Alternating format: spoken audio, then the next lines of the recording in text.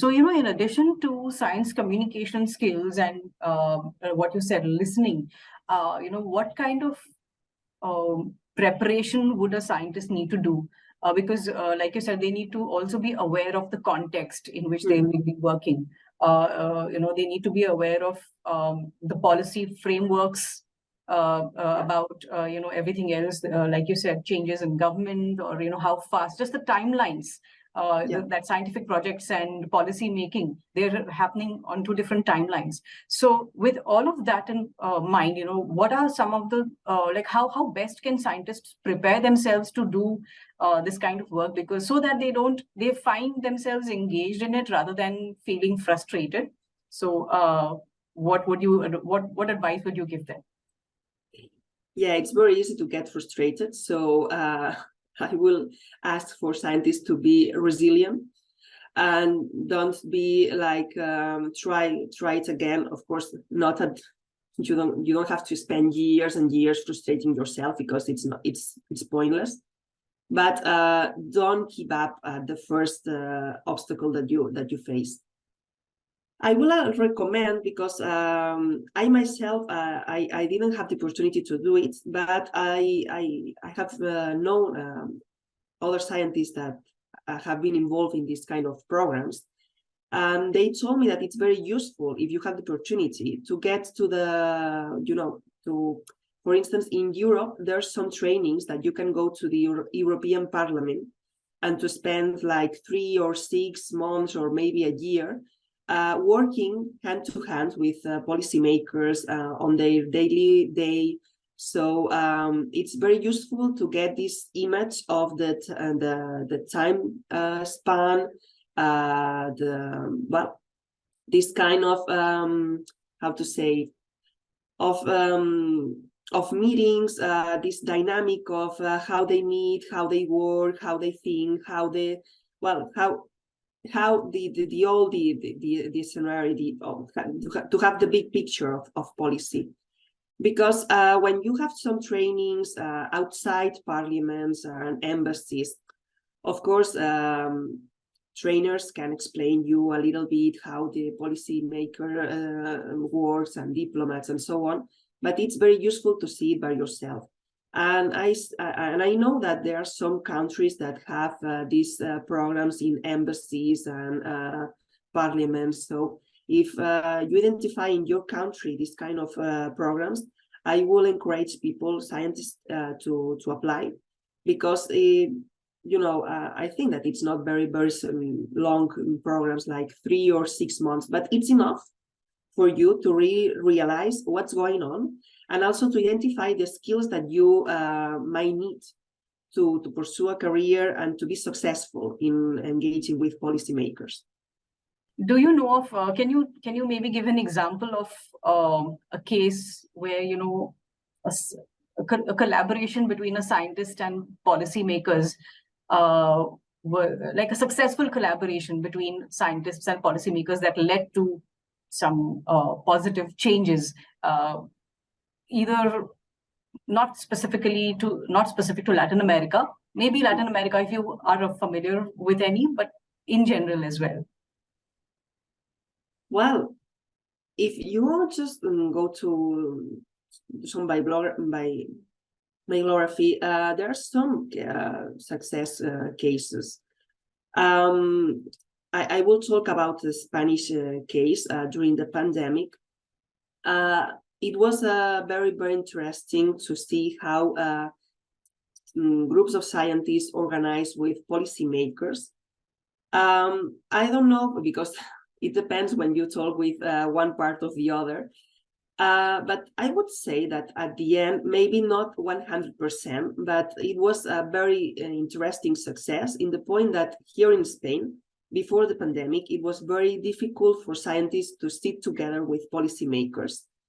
And so at least we tried, and I think that we succeed with some recommendations that were advised by scientists. So scientists had the opportunity to go to policymakers with scientific data And it was something that was happening very, very, very fast, because we were getting data about the pandemic. Like every day we had new insights and new results and new clues about what was going on, not just in Spain, but all around the world. So although you had this part that when scientists meet with the government, and then the government go to the parliament with the other political groups to speak, and at the end, well, maybe the law gets approved or not.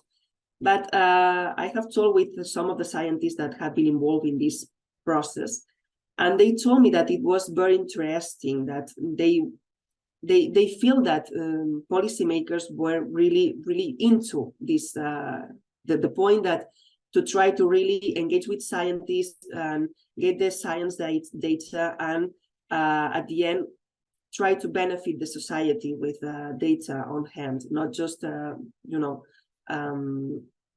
with any other evidence, at least to have this policy evidence on the table. No? The other point was that at the end, maybe the law was successful or not, no? But the scientists were very satisfied that at least they tried.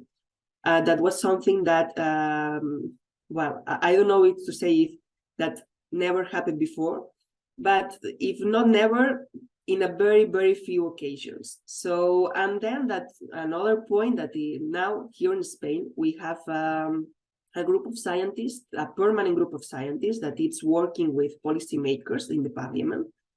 And it was an initiative that began, I think that sometime before the pandemic, but was like stop with the change of the government, and then with the new government, it was reactivated again. And also with the pandemic, that was quite evident that this group of scientists was necessary to have an office. Indeed, they have an office. There's a science office in the parliament, which is, well, it's a success. Now we will see if what and how many initiatives go to the end of the way. But I think that it's very interesting to bear in mind that it's possible. It's possible to get solutions and to get to the end and be successful. It's not easy, as many things in this world, but it's very important. And I was talking with a scientist in Latin America. Yeah, I think that he was from Chile. And he told me that back in I think it was in the 80s, he was involved in all the process that Chile finally get involved in the protection of Antarctica. And he told me his experience talking with policymakers, and the frustration he was feeling, like because he thought that it will be at the end pointless and unsuccessful at all. But they managed at the end to get conscious between policymakers and the importance to protect the Antarctica, and that Chile get involved in this. It was an international effort. So yeah, there are examples of success, and it's very important to have more examples.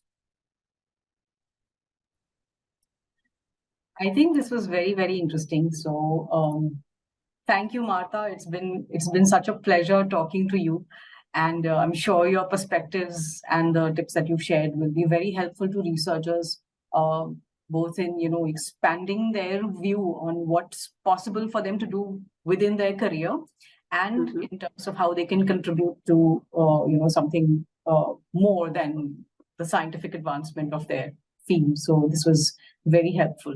Thank you so much. Yeah. It was a pleasure too, and I would just say that it's possible. Just keep in mind this, that maybe you think, but I'm a small person in the world, I have no power. Just try it. And another point, if you are afraid to get just like out of science, and well, try to do what I made, like part-time in science and part-time in this other path, and just try to, well, what of the sides at the end goes a reality and something that you really gets passionate about. Right. It's very inspiring. Thank you so much once again. Thank you to you, and it was a pleasure.